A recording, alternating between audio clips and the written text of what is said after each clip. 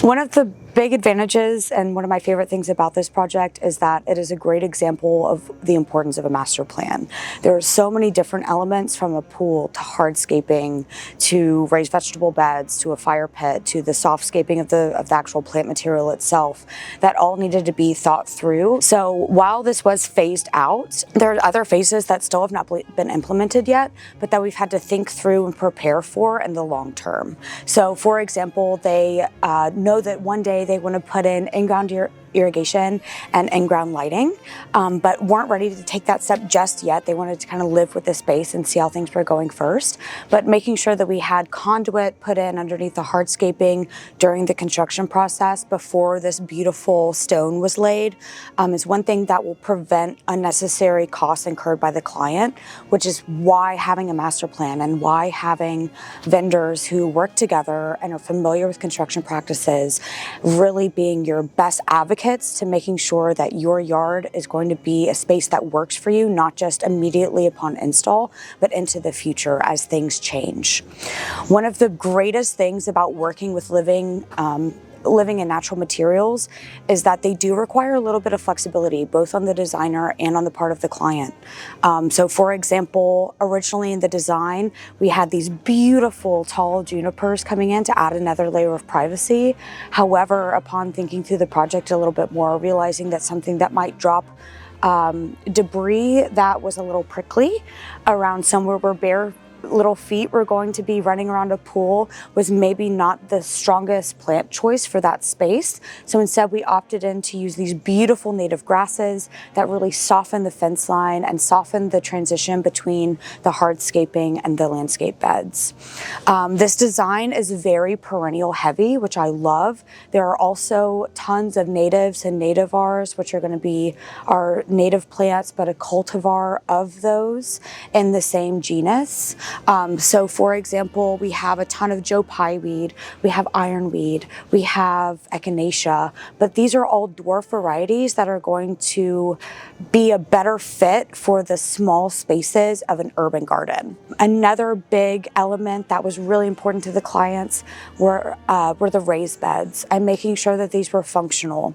One of my favorite things to use in lieu of doing all concrete or all stone is making sure that we have permeable hardscaping. The reason why this is important while we're reducing grass space is it is so critical to think about how water is going to be reintegrating into the water tables over time. So making sure that hardscaping does remain permeable somewhat, whether that's you're using a soft mortar like polymeric sand or easy joint, whether you're using a permeable gravel or stone, and in lieu of just concreting over spaces that you need to be more functional, but also still remaining beautiful.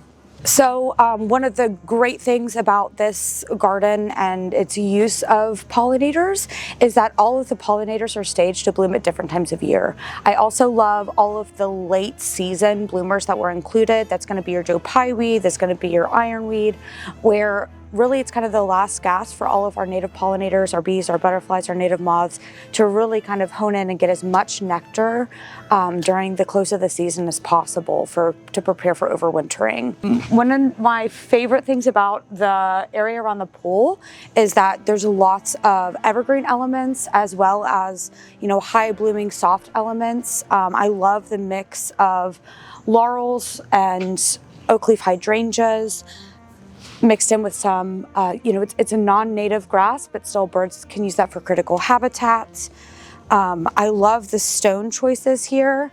And then everything, which is one of my favorite things, everything that's in here after year 2 should be drought tolerant enough to not need ancillary irrigation or ancillary water. So another thing is using, even if they are non-native, using native adjacent plants. So junipers virginiana, for example, is our native juniper cultivar. And they are wonderful plants. They grow really, really well here. However, they're not the prettiest of our evergreen options. And so using things that are adjacent, like the junipers, chineses, can also be a great option for something that we know will thrive in a harsher environment with whiplash weather. And sometimes realizing that not replacing a plant or forcing something into a space that isn't going to be appropriate can be a better ecological choice, because it's still providing, habitat, it's still providing evergreens, and also you're not having to use gas, manpower, resources to replace this tree over and over again, or using gas shears to manage and control size for, right plant, wrong place kind of situations. There's actually a lot of hidden drainage involved in this project, and this area is another great example of that. Having this area dug out and then relayed with stone, crusher run, and then river rock over top is a great way to provide additional drainage and allow rainwater to return to our water table, especially during times of drought. There's also a pool overflow valve that flows along the back, which all of these very dense but shallow root matting plants, so our native grasses, our pennisetums, and panicum grasses, are all going to be critical for absorbing that water, that surface runoff water, as quickly as possible, and then letting that sink or be used for fuel later on. So one of my all-time favorites, Imsonia hubrichii, is here. And in spring, I love her thready texture. She's so soft and lovely to play with. In the fall, she turns this gorgeous butterscotch color. And in spring, she has these clusters, these dense compound clusters of almost milky white blooms that smell a little bit like Dove soap.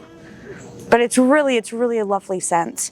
And you'll see tons of our smaller native bees and flies clustered all over those. This is one of the great things about junipers, is that they provide continual food and habitat for native bird species and insect life. They don't have a lot of native pests or diseases. Spider mites is one thing, but of course those are always opportunistic. And so I love these as an evergreen screen. I also love them as opposed to using things like arborvitae, just because I think they have a more wispy and whimsical texture.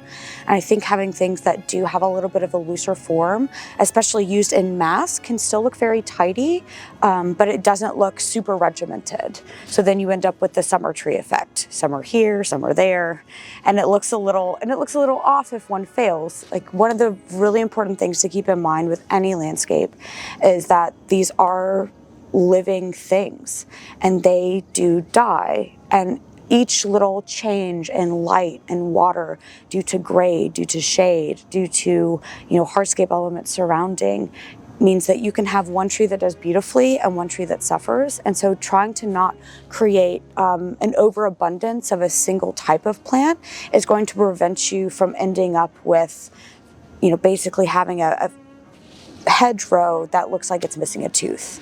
These are called Northwind panicum grasses. They are super upright. They have a beautiful blue-green sheen.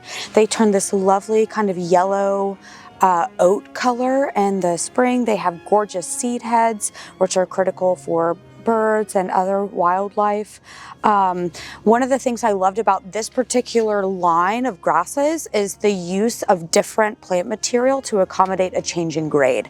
We were able to level that out with some additional soil to make the foxtrot grasses as even as possible, but using something taller on this side still gives the eye a clean line for the head of the grasses, even though there's a huge grade change underneath.